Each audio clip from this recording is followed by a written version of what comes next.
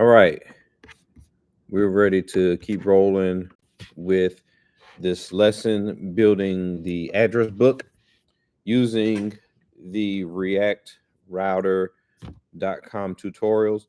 Again, I post the link to the tutorial in the description. Also, again, reactrouter.com has not decided to give me any money yet, so they this is not this doesn't belong to them. This is my work, but I'm letting you know I'm using their tutorials. I'm not getting paid by them or anything like that. Just walking through this so that maybe this will help you out understanding how to learn via tutorials. So where we left off with here type safety because we got an issue here with the loader data prop. If I hover over this, it says binding element loader data implicitly has any type, which means essentially that it could be any of the primitive data types. It could be a number, it could be a string, it could be undefined, it could be Boolean, it could be null. And we got to make sure that we're loading up a specific type, otherwise our data can be corrupted. Okay. And so that's what it talks about right here. It says here, you probably noticed that we didn't assign a type to the loader data prop. Let's fix that. So we're going to add the component props type to the app component. Okay, so that's right here, lines 5, 6, and 7. We see it where this is happening, existing imports and exports. So import and is above this context gets loader data. Let's see where it is. So let's go to root.tsx. I'm already here in that location. So above, we got our existing imports and exports, and then we'll export default function app. That's what we have here. So loader data right here. And then we are adding a comma to it.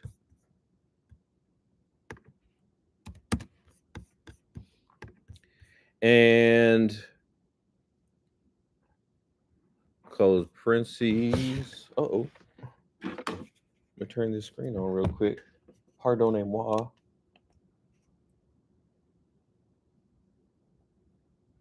Okay, yeah, there we go. All right.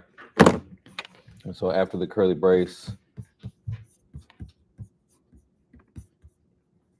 after this curly brace, make sure I get that right one more time. Look at this again. Lower data, comma, curly brace, and then a colon. So right here, and then adding what's that, routes dot component props.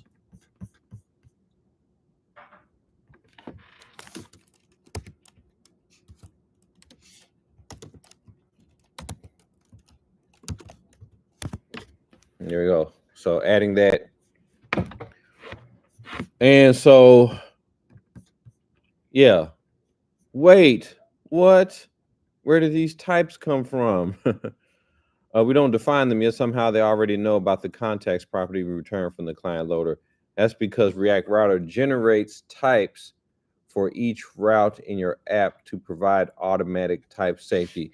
That's cool because one of the issues, again, that you have is if you're not careful specifying the data type, then when you're getting in inputs, your data can easily be corrupted. So the beautiful thing is right here, we don't have to do too much work right here. We're just adding this route.components props to passing that in as the argument, and it's working. Cool. More stuff, more configuration and things. Adding a hydrate fallback. We mentioned earlier that we are working on a single page app with no server side rendering. If you look inside of React router.config.ts, you'll see that this is configured with a simple Boolean. Let's look at it. Config.ts. Oh, wait, is it here? Am I looking in the right place? rag-router.config.ts. Oh, okay. I think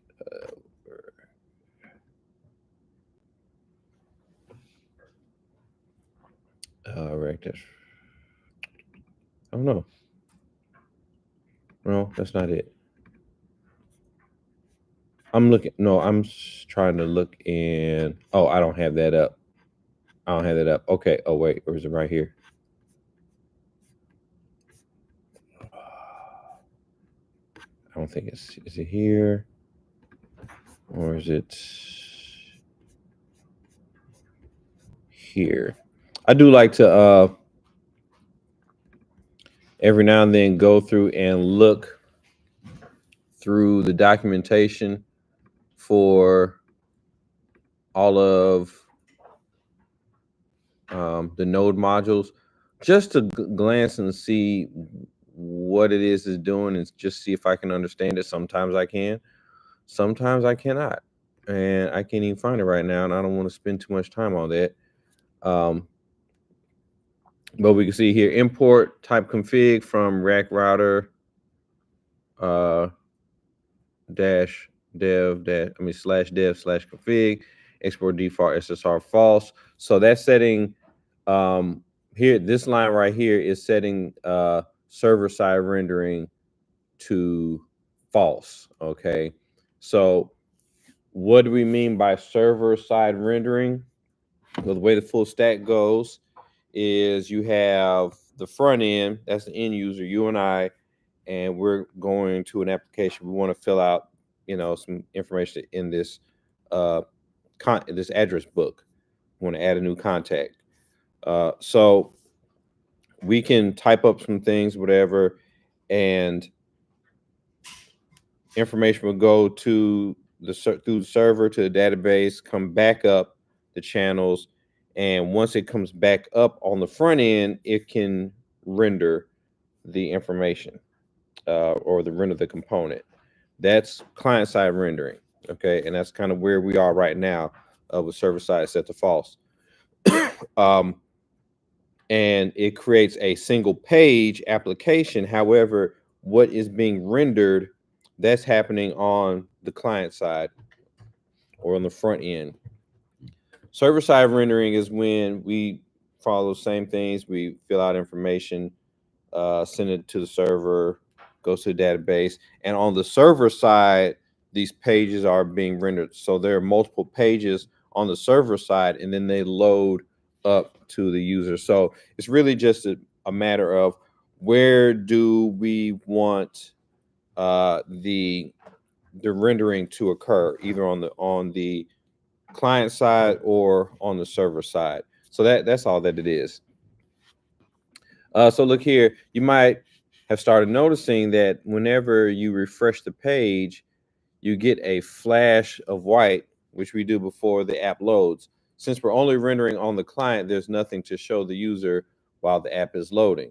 Okay, so in other words, like the little spinning circle or whatever that we have when the server is serving up the pages. Okay, so now we're going to add a hydrate fallback export. We can provide a fallback that will show before the app is hydrated, rendering on the client for the first time with a hydrate fallback export. All right, cool. So let's do that. Back in root.tsx, okay. Come back here to root.tsx. Here we are. And it says here, all of our existing imports and exports. Okay, so all the stuff going on here. And so above, let's do it. Let me see. Do it right here above the component. Okay, export function hydrate fallback.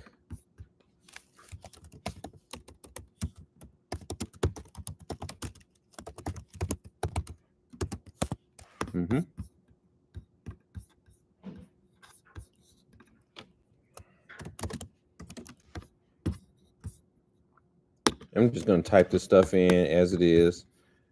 Matter of fact, Yes, I am. I am going to type it. Return.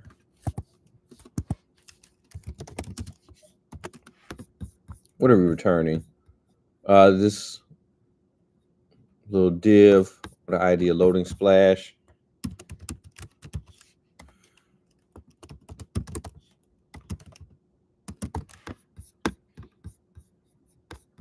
And so it's always, when you're following tutorials, uh, I generally like to name things the same as they have it the first time I'm doing it.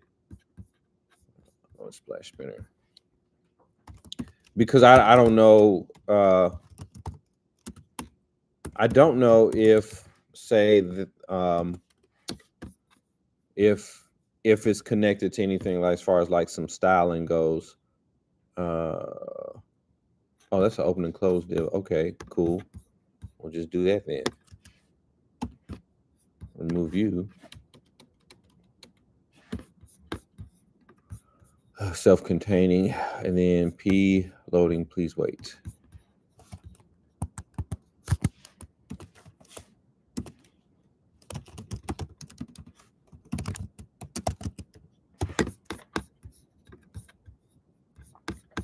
All the way around. Let's see. Yeah, I like to. The first time I do a tutorial, because I will go through a tutorial a couple of times just to make sure I'm understanding it, and usually the first time I'll go through a tutorial, there'll be some things that I understand and some things that I don't. So when I run through it again, I can pick up on some that I missed the previous time. So that's just what I like to do. But I like to type everything out. And again, I like to stick with the naming conventions that they have on the tutorial the first time. And then after it's done and I do it again, then I'll change things up. Also, what I like to do is after I've done a tutorial, I will go and refactor it, um, changing things up in a format that I like. For example, when it comes to, say, functions, I know there's some tutorials uh, that will write their functions up in the traditional way using the function keyword.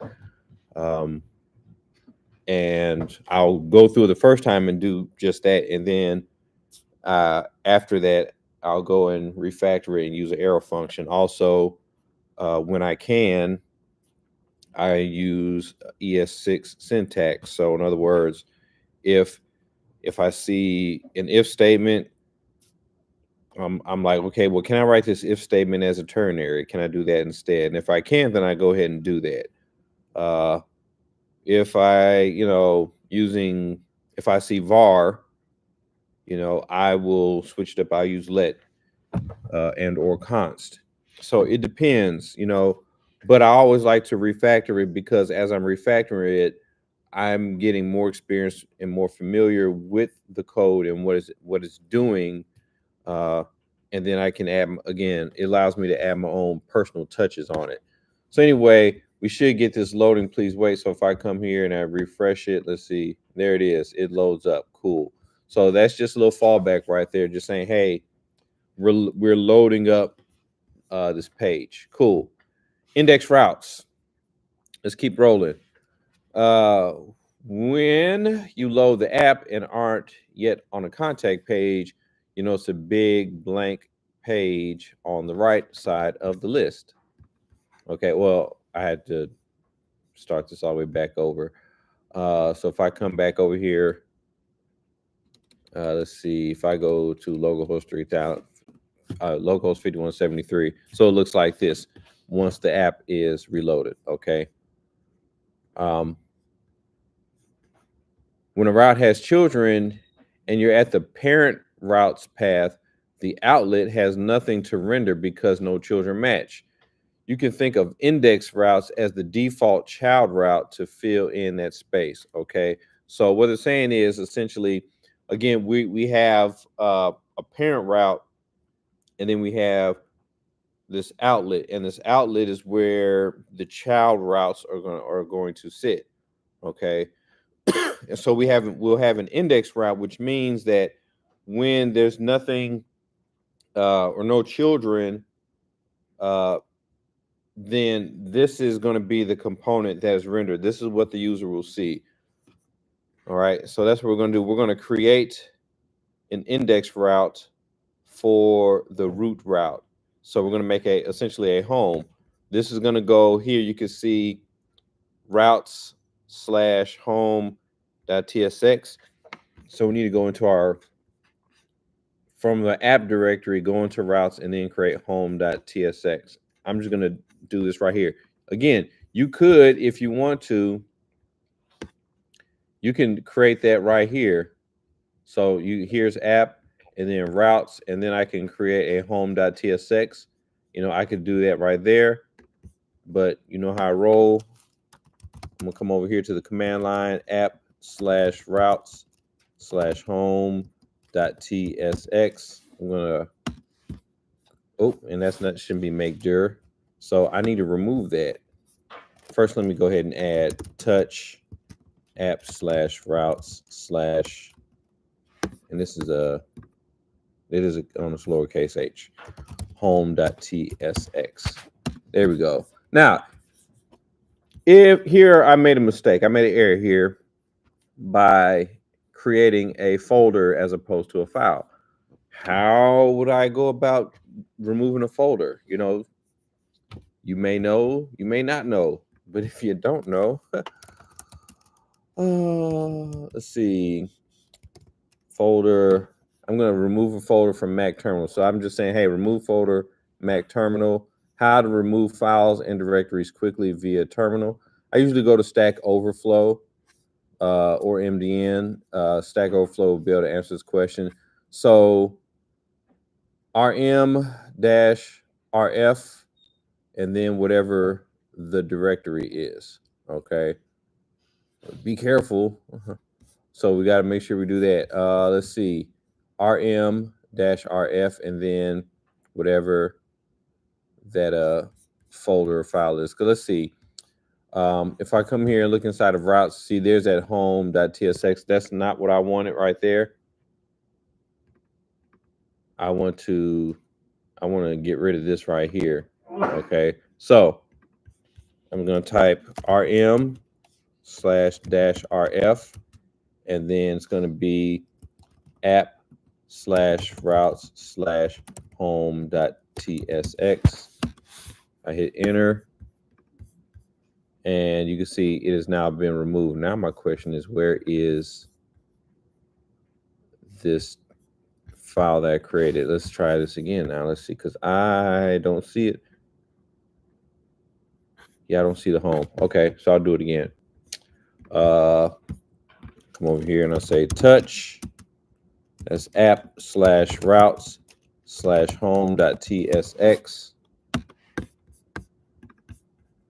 Okay, there we go. All right, right on. So there we've created that file. And again, like if there's something that you don't know, if you're not certain about, go get online. A good part of development is learning Google Food. Okay, so you got to be able to go online, just ask, just type in a question, what have you, as best as you can, and see what pops up. Usually, for me, and again, they don't pay me yet. I like to go to MDN. I like to go to Stack Overflow. Those are the two that I generally like to go to. The two sites I generally like to go to. If it's CSS, I'm always going to go to csstricks.com. If you guys want to give me money, cool. Also, I could look at I can read some documentation or read editorials that are on Free Code Camp and sometimes Medium as well. If I want to go through a paywall, but you can find all this information online for quick fixes. Here we go.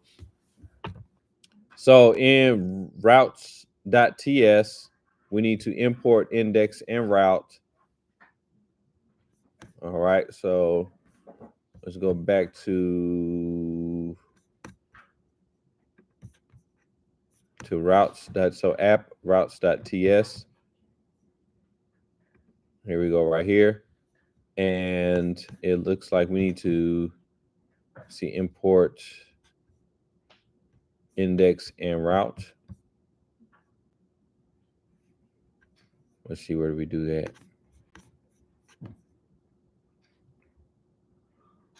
Oh, I think here, this is where we need to do it. I was in the wrong location. Here we go. And routes.ts. Yes. Import index and route from React Route Dev Routes. Okay, so we already have routes, so we just need to add index here. Okay, so just add an index, and then in the export default, we need to set the index. So right here, I'm going to set that to be routes/home.tsx.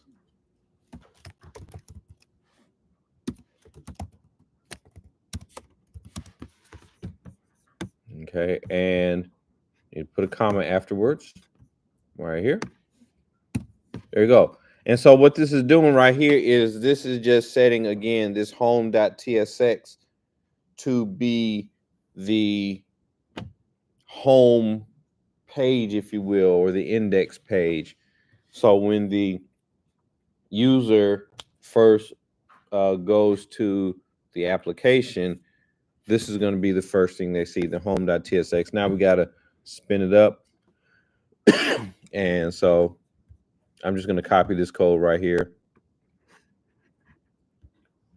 So basically, because this is simple, it's just a simple component that returns this here. So it should look like this. So that's in home.tsx. Come over here to home.tsx. Copy paste. And again, like for me, with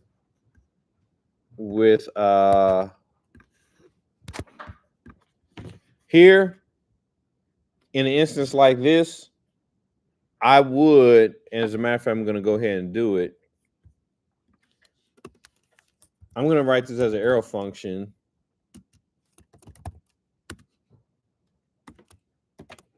That's because that's just what I do. And then I'm going to export default home like so. Not like that, but like that. And then I'm just going to come right here, cut this, paste it in here, and then I'm going to remove that. That's just because that's how I like to do it. And so now I should see. Let's see. Let me refresh. There we go. So there it is. I see this now here. This is like, again, this is the home. Now it doesn't have to be this. We could set this up to be whatever it is we want to be. Now, obviously, using the tutorial, there's some styling that goes into it. I guess particularly with the index page. I haven't looked at the style sheet, but I assume that there's something here. Also, this anchor tag here, which contains, well, this is where the docs are. So you could click on this and it'll take you to the docs. But I could, if I want to, add something else here, right? It's the home. So cool. Let's see what else we can knock out.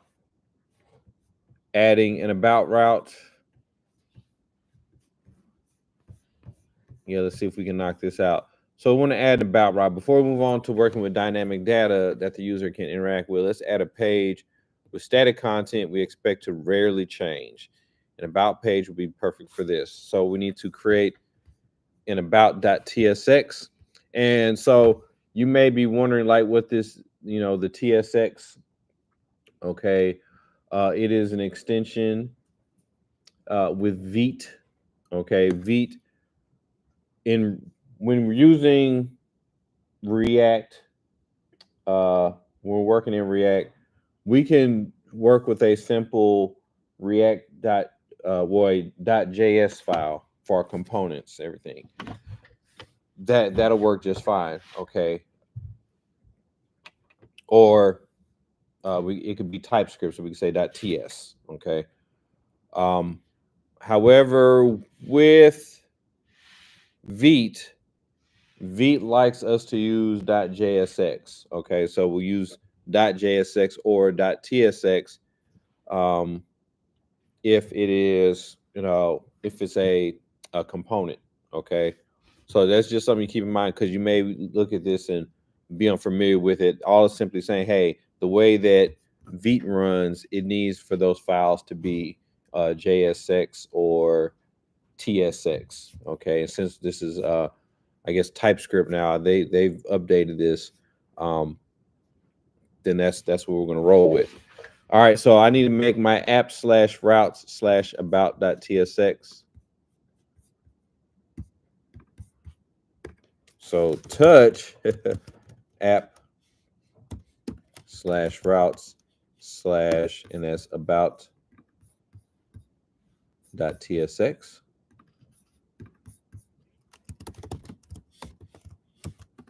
Okay, so that's done. And there's that baby right there. All right, and don't forget to add the route to app/routes.ts. So we can already see what's happening here. Each time we have a route, we need to add it to our routes.ts file. Okay, so let's go and set that up the same way. We're going to go to routes.ts. Go here. Okay. And I'm going to say route. And this is going to be, that route is what? The app, I'm sorry. About. Yeah, there we go. So it's the about route. And where is it going to go? To routes/about.tsx.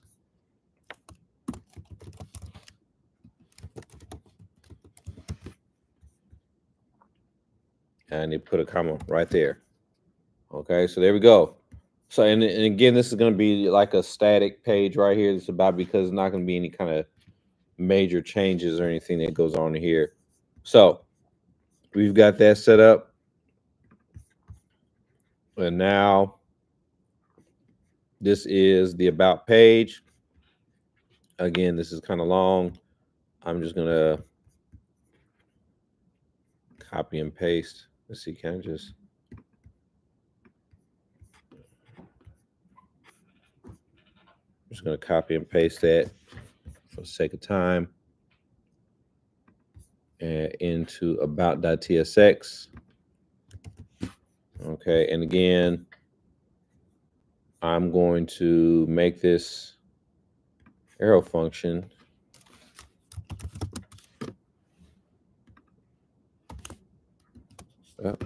not you. No.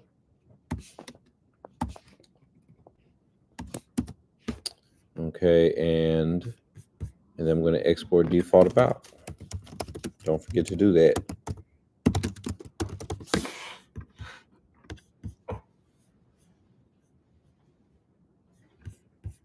And I like to clean this up, as you know, because make it readable as possible. All right. And then we need to add the link. So we're going to add the link to the about page in the sidebar. So let's go to root.tsx rather. So where are you, root? Here you are, root.tsx. And then we need to find that sidebar, which is right over here. And we're going to add that above everything else. So make it H1. And, generally I don't like to do an H1. Accessibility is important. Again, I'm going to go with the documentation first, and then I will change things up.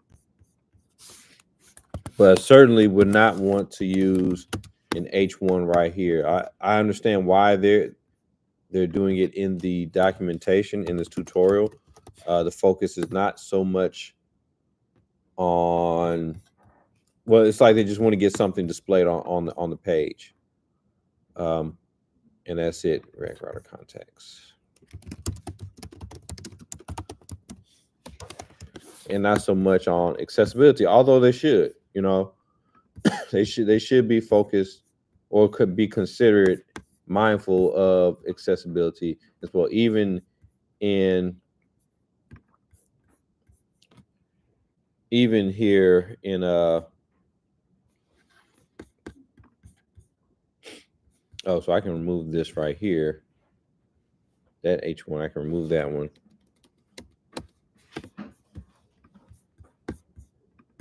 And there we go. And if I click on it, let's see. And it does take me to the about. Cool. Right on.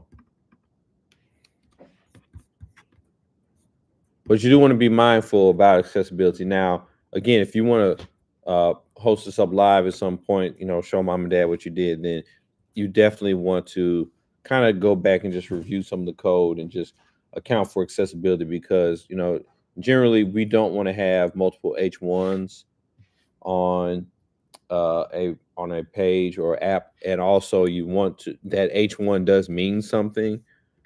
So you want to keep all this stuff in mind. You don't want to just scatter code out there. Okay, we'll stop here. This is a good stopping place for this app. We'll continue with it. Looks like we're not quite halfway done. We got a ways to go, but we're getting it. Okay, so we're going to continue with this in the next video, get some more knocked out.